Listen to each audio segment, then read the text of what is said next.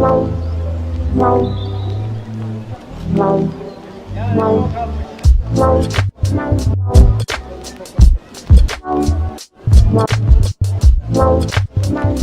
back to my channel, everyone, for a brand new review. This is going to be on the brand new Superman movie that just came out from James Gunn and DC Studios.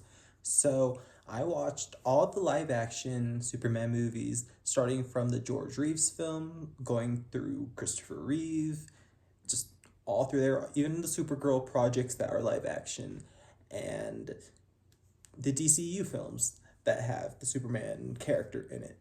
I went all through those films right before going into this brand new Superman just to see how he would compare, I guess, through the decades worth of Superman that we've had.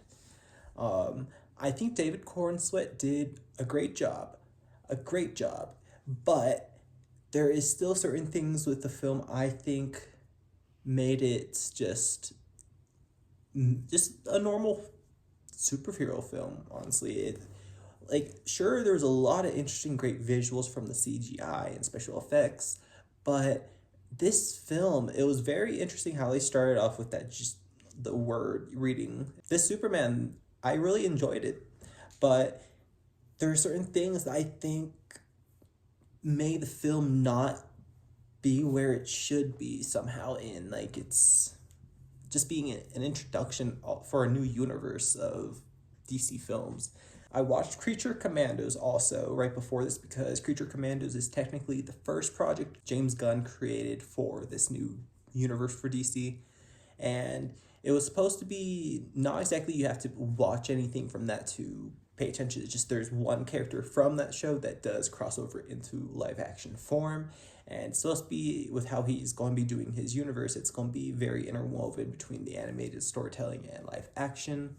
And this is very interesting, but I'm very curious still with how we're really going to be explaining characters coming in. I think the upcoming season of Peacemaker will explain a lot of things, especially since season 1, it showed a quantum device that was very similar to what was going on in Superman, but not exactly the same type of thing that is being used. But this was a very interesting story, I will say, for Superman. Just him, I think it was 3 years into being Superman officially as a hero, and just this story of just this superhero story that is just it's very comic booky, I would say, and that's a good thing. A lot of people are comparing this a lot to Man of Steel, and of course, I'm trying to compare it to pretty much almost all, not just target one Superman film. But this one, I think he fit the role. But this story, again, there's still certain things that feel like plot holes or just things could be explained further for things. First of all, Lex Luthor's character, Nicholas Hoult, just very obsessive character. And it's very interesting. They released essentially how much the actors are being paid, and he gets paid $2 million or $2 billion, whatever, for this role. It's very interesting. He's only in very few set locations, honestly. He's only in his LexCorp, that main just control room, I guess it would be. And then he's in the quantum dimension, and then just where there's one other location, I forget, maybe Bravia or something. But this, I don't think, was the best Lex Luthor or the best Superman. A lot of people are already saying that they're the best versions we've seen, and I don't know, honestly. The previous ones we've got are very much Lex Luthor, Gene Hackman being very, cheesy version, but he still worked. And then we got Kevin Spacey, and then Jesse Eisenberg. I don't think he did a terrible job. Just, it was just Lex Luthor, just a very much younger, naive version. But this one, there needs to be more explanations, I think, just for Lex's just hatred, because it's just, he just can't stand Superman. That's the only thing.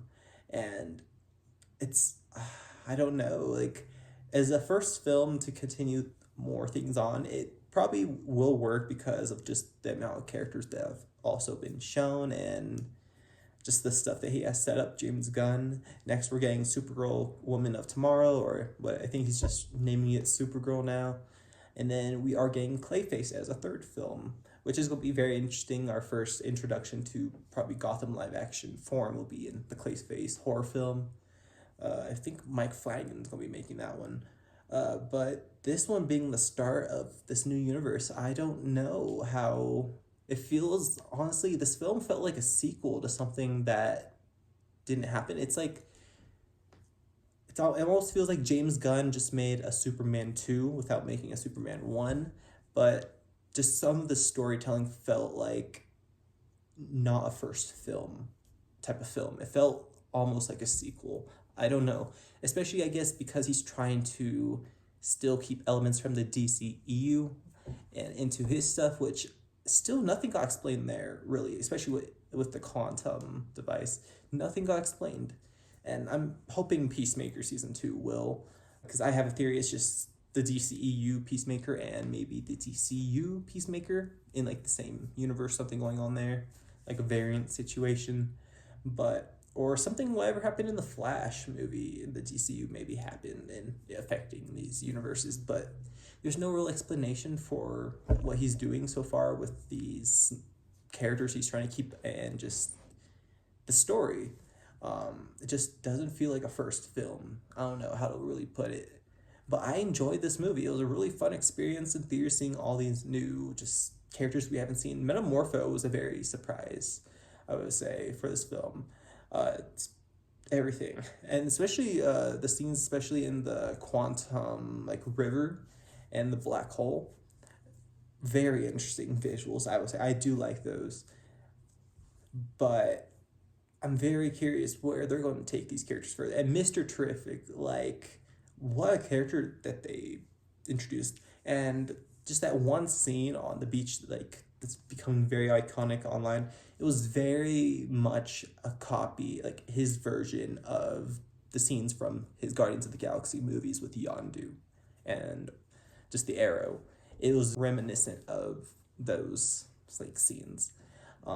There's a lot of elements from his previous films also in this movie, so not a lot of things felt original. It was definitely just like a copy and redone type of thing, but for the Superman.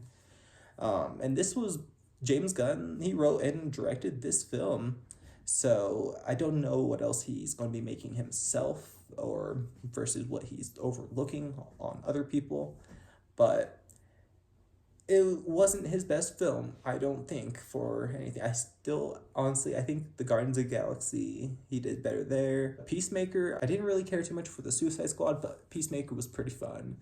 I think he did really well with that. But this one, I don't think it is there yet with the other films. He still has a lot of work to do with this new universe he's trying to create and deliver to us as just the viewers. Because how the DCEU did, it was a 50-50 with what was really going on there. It was just random stories being told of random heroes. Not really this, honestly, after like the whole fiasco of Justice League, just a lot of stuff started being not really as connected anymore, of more of a universe, especially with him. Also, he wants to keep certain characters from the DCU. That I'm still curious how we're doing that. Like, I'm very curious. So, this is a fun film. I do think people should see it just because, I don't know, I don't think there's a superhero fatigue out there, really.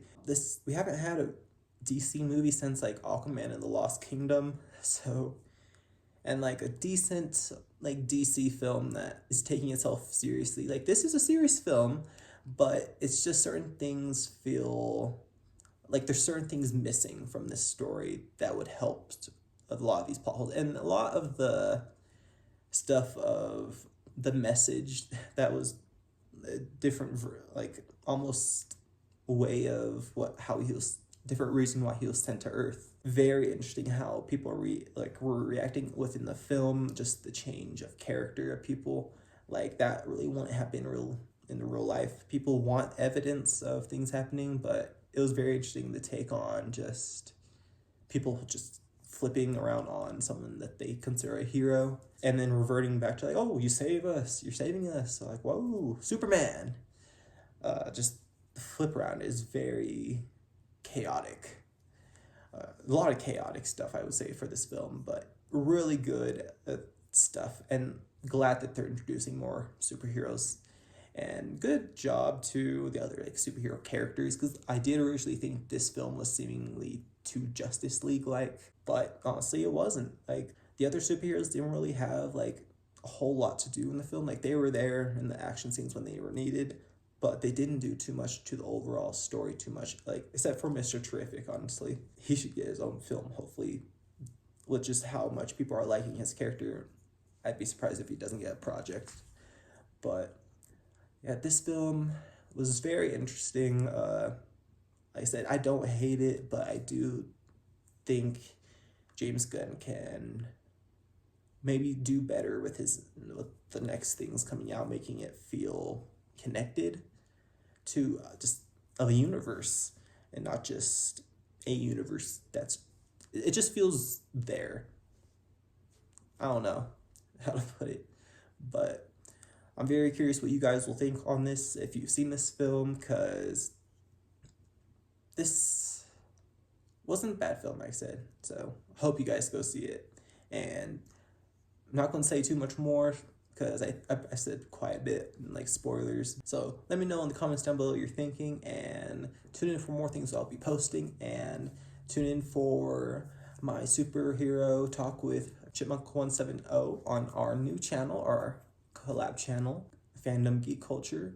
We'll be talking further on the Superman film and just what we think on it. Not a full review or anything. Chipmunk made his own review on the movie himself, but this is gonna be like just an actual discussion on the movie. So tune in for that when it drops sometime this week on our new channel, and take care, everybody.